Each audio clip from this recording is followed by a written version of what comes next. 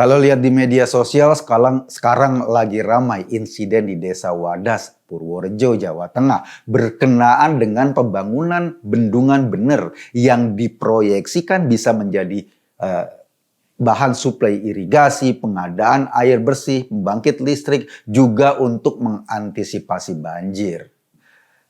Terjadi insiden di sana dan atas insiden itu Gubernur Jawa Tengah Ganjar Pranowo sudah pasang badan. Ia menyatakan bertanggung jawab. Ia juga meminta maaf atas kejadian tersebut.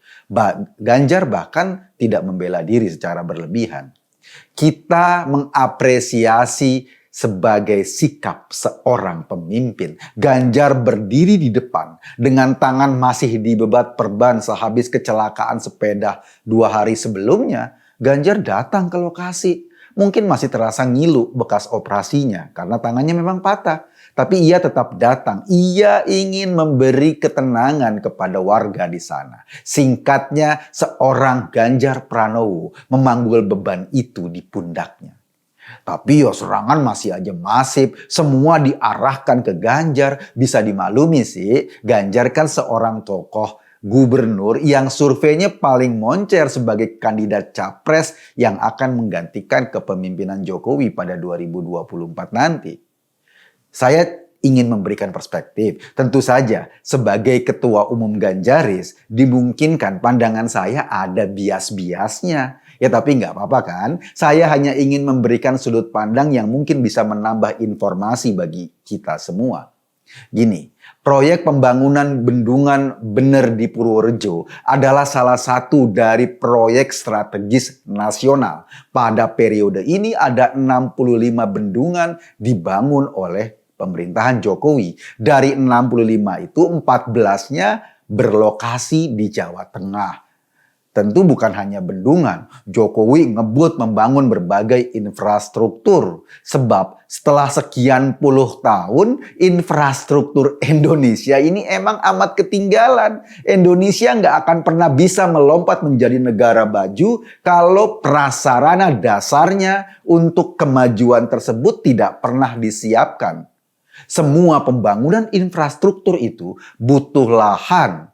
Ada lahan yang memang milik pemerintah, ada juga lahan yang sudah ditinggali masyarakat atau milik warga. Akibatnya ya, demi pembangunan infrastruktur, mau nggak mau, demi kepentingan yang lebih besar, ada sebagian masyarakat yang diminta berkorban, dalam tanda kutip ya, mengikhlaskan lahannya untuk dibeli oleh pemerintah. Tentu saja pembeliannya sekarang dengan harga yang amat sangat wajar. Sekarang untuk pembebasan lahan bagi proyek-proyek pemerintah atau proyek BUMN, istilahnya bukan lagi ganti rugi loh, tapi ganti untung. Karena apa? Karena tanah rakyat dibeli dengan harga sangat wajar. Kita udah sering dengar ada sekelompok masyarakat yang justru jadi miliuner ketika lahannya terkena proyek pemerintah. Karena tadi dibeli dengan harga yang bagus. Bahkan sekarang itu banyak para calok tanah mengendus mana lahan yang bakal kena gusuran dan dia beli tanah di situ dulu. Karena apa? Karena dia tahu nanti ketika dibebaskan oleh pemerintah harganya akan meningkat. Jadi wajar jika kasus konflik agraria berkenaan dengan banyak proyek pemerintah ini udah jauh banget berkurang. Padahal di zaman ini, infrastruktur paling banyak dibangun loh. Kebutuhan lahannya pasti sangat besar. Tapi justru konflik lahan karena pembangunan proyek pemerintah boleh dibilang amat sangat minim. Tapi kan ya perkara lahan bukan cuma sekedar jual beli saja. Ada sebagian orang tetap nggak mau melepas lahannya. Mereka menolak pindah untuk mencari lingkungan baru, membangun kehidupan baru di tempat yang baru. Nah, menurut kacamata saya, insiden di Desa Wadas Purworejo itu menyangkut soal ini. Untuk lokasi waduk bener sendiri, penyediaan lahannya sih nggak masalah. Ribuan areal tanah milik warga sudah dibayar atau saat ini dalam proses pembayaran. Jadi waduknya sendiri, lokasi waduknya sendiri itu nggak ada konflik soal lahan. Tapi untuk pembangunan waduk dibutuhkan material namanya batu andesit. Nah, di Desa Wadas ini yang lokasinya 10 km dari bendungan, kebetulan tanahnya mengandung bebatuan andesit. Bahan ini sangat dibutuhkan untuk pembangunan bendungan. Ada isu sih sebetulnya konflik di Desa Wadas ini karena ada tokoh, ada orang, ada bandar yang sudah menguasai sebuah wilayah yang agak jauh dari bendungan, itu juga mengandung batu andesit. Tetapi ternyata pemerintah lebih memilih Desa Wadas yang lebih dekat. Makanya katanya seolah-olah masyarakat di Desa Wadas dikomporin agar kemudian melirik wilayah lain untuk dibeli atau untuk ditambang batu andesitnya. Jadi karena memang lebih efisien dari sisi ekonomi, karena memang pertimbangan lain juga, misalnya pertimbangan soal lingkungan, pertimbangan soal AMDAL, maka ditetapkanlah Desa Wadas itu sebagai lahan yang juga wajib dibebaskan dalam proyek bendungan itu. Gunanya untuk mempermudah penambangan batu andesit. Rencananya setelah ditambang nanti, lubang-lubang bekas penambangan itu akan ditutup kembali, dirapihkan, kemudian wilayah bekas penambangan itu akan disulap menjadi daerah wisata. Yang diuntungkan ujung-ujungnya adalah masyarakat sekitar juga yang akan mendapat manfaat ekonomi dari daerah wisata. Mungkin saja warga yang sekarang tanahnya dibeli untuk penambangan akhirnya bisa memanfaatkan kembali tanahnya tersebut. Udah dapat ganti untung, tanahnya masih bisa dimanfaatkan secara ekonomi nantinya. Tapi sekali lagi ya, soal tanah bagi sebagian orang bukan hanya soal jual beli ekonomi. Makanya masih ada segelintir warga yang menolak pembebasan di Desa Wadas tersebut.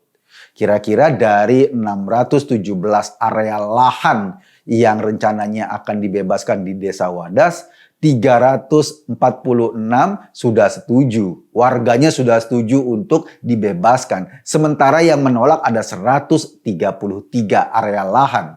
Yang menolak ini pernah ngajuin gugatan loh sampai ke MA, tapi semua gugatannya ditolak pengadilan.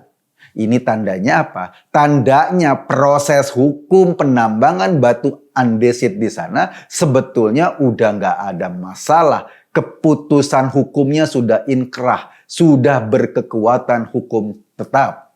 Sebetulnya pemerintah bisa saja sedikit memaksakan agar warga di Desa Wadas itu menyerahkan lahannya, tentu saja diganti dengan harga yang wajar. Sebab dalam soal penyediaan lahan untuk kepentingan publik ada payung hukumnya. Indonesia punya undang-undang yang mengatur tentang itu. Tapi toh ya pemerintah kan nggak mau mentang-mentang. Pendekatan berbasis kemanusiaan yang dikedepankan, mulai dari memberi ganti untung yang signifikan bagi warga yang tanahnya dibeli pemerintah, melayani berbagai gugatan warga yang belum setuju, mengajak dialog masyarakat, bahkan melibatkan Komnas HAM dalam proses dialog tersebut, semuanya udah dilakukan. Sayangnya ketika diundang untuk dialog yang melibatkan Komnas HAM, warga yang menolak selalu menutup pintu. Mereka nggak mau datang. Apalagi kabarnya ada kekuatan politik dan LSM yang juga mendopleng, memanasi suasana di sana. Ya maka terjadilah insiden itu. Ketika petugas mau mengukur tanah warga yang sudah setuju ini, kelompok orang yang mengaku menolak pembebasan malah menghalang-halangi petugas. Kabarnya mereka juga menyerang warga yang setuju tanahnya dibeli pemerintah. Akibatnya ya polisi terpaksa bertindak. Warga sebagian diamankan ke kantor polisi. Bukan ditangkap, tapi diamankan agar proses pengukurannya bisa berjalan lancar. Sayangnya di luaran media sosial, berita-berita digoreng ini mirip penggusuran zaman Orde Baru, mirip penggusuran Gedung Ombo. Ini salah besar. Kenapa? Karena penggusuran gedung Ombo itu ganti rugi. Bahkan bukan cuma rugi, rugi gigi gitu. Ruginya kebangetan. Sementara pada proses pembebasan lahan sekarang itu ganti untung. Kita sering dengar masyarakat yang tiba-tiba jadi miliuner. Tapi itulah resiko seorang pemimpin seperti Ganjar Pranowo. Nggak semua kebijakannya disukai oleh semua orang. Pemimpin pasti tidak mungkin memenuhi keinginan semua orang. Patokan seorang pemimpin adalah ia kadang-kadang harus memilih kepentingan yang lebih besar. Ia harus memutuskan sesuatu demi kepentingan masyarakat yang jauh lebih besar. Ini resiko pemimpin yang paling banyak kerja. Karena pemimpin yang banyak kerja adalah pemimpin yang paling banyak menerima resiko. Pekerjaan yang dilakukan sudah pasti ada celah kritiknya. Itu yang dialami seorang Ganjar Pranowo sekarang. Pembangunan bendungan bener untuk tujuan yang lebih besar pastinya. Jutaan masyarakat Jawa Tengah akan mendapat manfaat dari keberadaan bendungan tersebut. Jika untuk prosesnya ada segelintir orang yang protes terhadap kebijakan gubernur, itu adalah resiko seorang pemimpin. Tapi pemimpin yang benar itu bukan pemimpin yang ada di belakang. Dia tampil ke depan, memikul beban tanggung jawab. Karena ia yakin ia sedang memperjuangkan kepentingan masyarakat yang lebih luas. Berbeda dengan pemimpin yang gak berani ambil resiko. Ia mungkin gak akan disalahkan karena gak ngapa-ngapain. Ia lebih suka mendiamkan kondisi, yang penting gak dikritik. Ia lebih suka gak ngapa-ngapain, yang penting banyak bersolek. Dalam konteks ini, saya jadi ingat kondisi di Jakarta. Misalnya ya, untuk mengantisipasi banjir Jakarta, pemerintah pusat sudah membuat sebuah bendungan di Bogor. 2 bendungan maksud saya. Udah membereskan aliran kali di banjir Kanal Barat dan banjir Kanal Timur. Untuk mengurangi dampak banjir, sudah dilakukan kajian-kajian. Salah satu kesimpulannya adalah dibutuhkan sodetan yang bisa menghubungkan 2 aliran sungai besar tersebut. Saat terjadi limpahan air, jadi airnya, arusnya bisa dialihkan ke sungai yang satu. Kini di Jakarta misalnya tinggal 600 meter lagi agar sodetan atau sambungan Kanal Barat dan Kanal Timur itu bisa disambungkan. Ini yang disebut dengan sodetan Kali Ciliwung. Sayangnya di atas lahan itu memang ada rumah penduduk. Nah, Gubernur Jakarta Anies Baswedan memilih gak ngapa-ngapain. Ia tahu persis bahwa sodetan itu ujung-ujungnya akan membantu warga Jakarta yang banyak ini terhindar dari banjir atau minimal berkurang banjirnya secara signifikan. Untuk melakukan itu, ia harus memindahkan warga yang ada di area 600 meter itu ke tempat yang lain agar bisa dibangun sodetan. Tapi Anies nggak punya mental untuk lakukan itu. Ia lebih suka diem aja ketimbang menjadi pihak yang memasang badan, bertanggung jawab untuk membebaskan lahan demi warga Jakarta yang lain yang lebih banyak jumlahnya, yang lebih besar jumlahnya. Anies tahu dan dia tahu persis pemimpin yang nggak kerja nggak akan banyak salahnya. Nggak ngapa-ngapain. Sementara pemimpin yang kerja, yang bergerak, yang mengambil keputusan itu jauh lebih beresiko. Kita ingat juga misalnya pemimpin-pemimpin yang takut ambil resiko. Di zaman sebelum Pak Jokowi, HTI, kelompok-kelompok radikal dibiarkan berkembang dan pemimpinnya saat itu, presidennya saat itu sama sekali tidak berani mengambil resiko untuk membubarkan mereka. Akibatnya apa? Akibatnya kita rasakan sekarang gitu loh. Di mana-mana dikit-dikit agama, dikit-dikit khilafah. Dan makanya Pak Jokowi langsung memilih jalan membubarkan HTI, membubarkan FPI. Itu tandanya pemimpin yang berani ngambil risiko. Kalaupun untuk itu dia diserang di mana-mana. Beda dengan pemimpin sebelumnya. Nggak pernah diserang karena nggak berani ngambil keputusan. Nah, balik lagi ke Anies. Anies memilih leyeh-leyeh. Ia tipe pemimpin yang lebih baik nggak ngapa-ngapain ketimbang mengambil resiko. Ia tipe pemimpin yang takut dengan perubahan. Sementara Ganjar, ia tahu pasti bendungan bener itu penting buat masyarakat Jawa Tengah. Ia harus mengambil keputusan. Ia memikul tanggung jawab di pundaknya. Dengan tangan masih dibebat perban tadi, ia hadir menghadapi gelombang kritik masyarakat. Singkatnya ya, kita punya dua jenis kepemimpinan.